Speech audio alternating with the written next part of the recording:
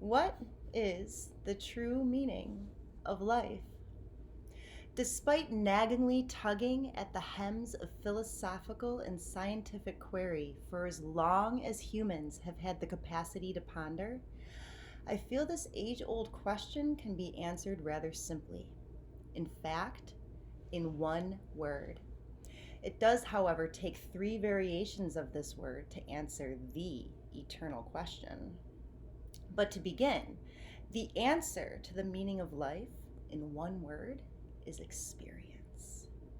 Your experience of life is made up of three variations on what may be defined as experience.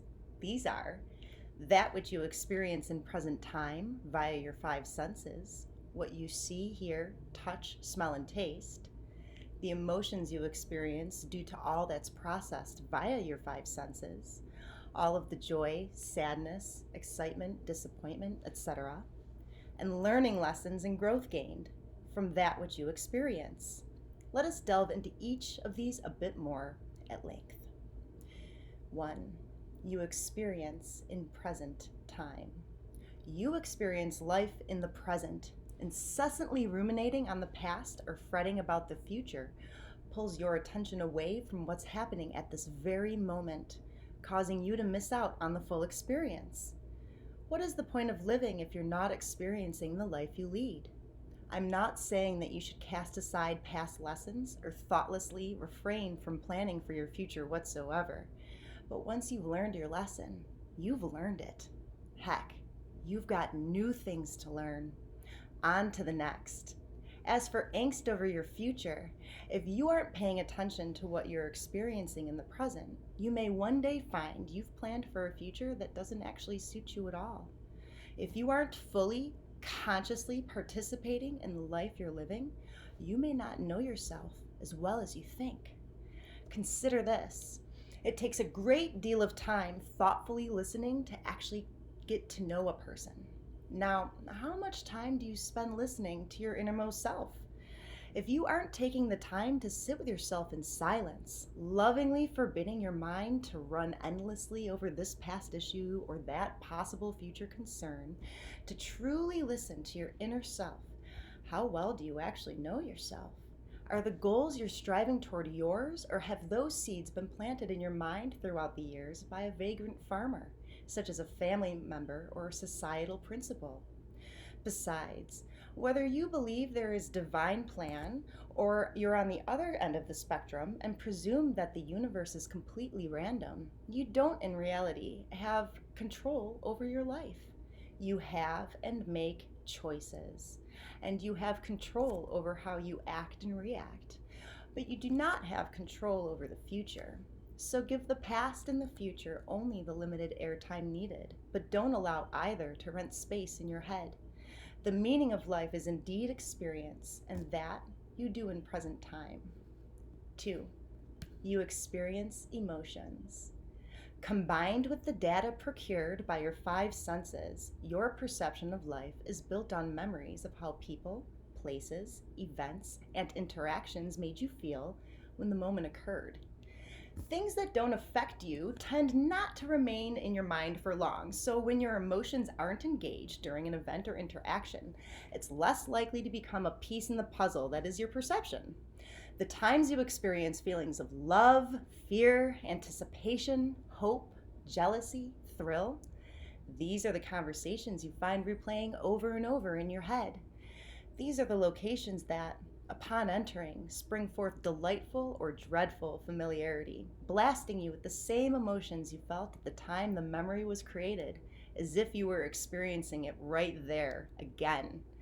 These are the chance meetings of kindred spirits, human, animal, or plant, where a powerful moment is shared and intrinsically understood without words, altering both beings from that point forward.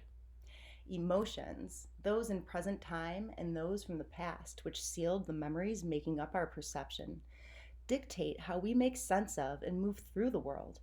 If you felt neglect as a child, you may especially fear rejection and abandonment within your partnership as an adult. You may even, unaware, choose partners who foster such feelings because that is what you have experienced, so that is what you know. If you felt a rush of oneness with the universe the first time you touched the ocean, understanding at once that you were touching the ends of time, everything that has ever existed and everything that ever will, you may find that you must move there years later, altering where you call home and live your life altogether. Delicately woven, the emotions we experience are the threads that make up the fabric of our being, the ever changing patterned cloak we wear as we walk our life's path. 3. You learn and grow from experience. Every moment in this lifetime is an opportunity to create, learn, and grow from the experience in which you're taking part. In fact, this is how we earn wisdom. Where intelligence may be honed through education, wisdom is earned through experience. Whether you find the experience joyful, mundane, devastating, or even a joke, there is opportunity to learn. And how do you know when learning and growth from wisdom has become experience? Wisdom is experience which no longer triggers us, no longer causes us pain. What an excellent and clear measure of growth we have as human beings. Most of us can remember back to times in our lives where we were different people back then.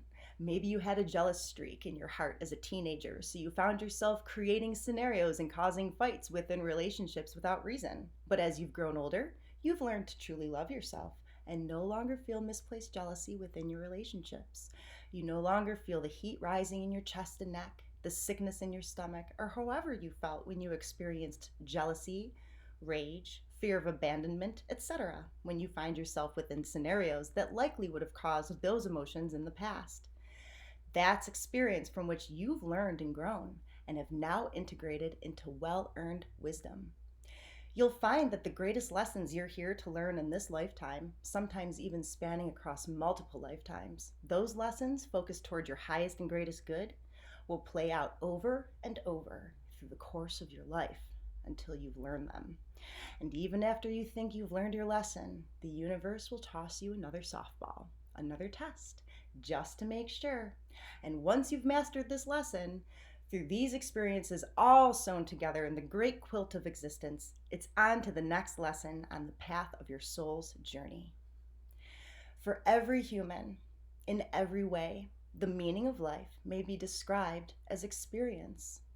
Whether you look at the soul from a mystical point of view, as infinite energy transcending space-time and yearning to fully realize its divinity, or you view the soul from a religious perspective, ardently following the dictated beliefs and rules on which your denomination is based, or even if you don't believe in a soul at all, settling more into the lights out mode of thinking, the same applies.